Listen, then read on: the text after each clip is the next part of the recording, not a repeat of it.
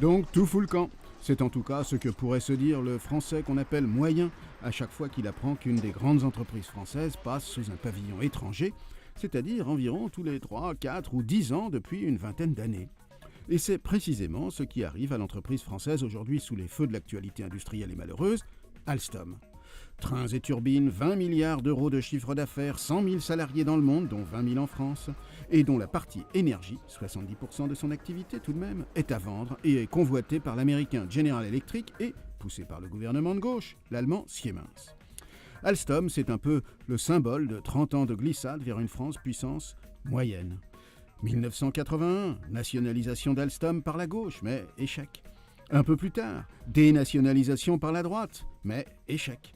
2004, renationalisation partielle par la droite à nouveau pour la protéger d'une saisie par l'allemand Siemens déjà.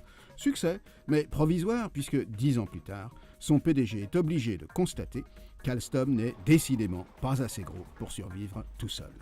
Le nom d'Alstom pourtant raconte à lui seul 150 ans d'histoire glorieuse de l'industrie lourde, transnationale et même transcontinentale.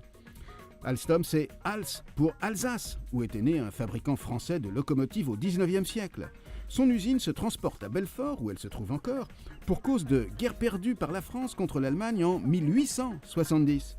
Et Tom, avec un H à l'époque, c'était pour Thomson, une filiale de, on vous le donne en mille, de l'américain General Electric. C'était il y a presque un siècle.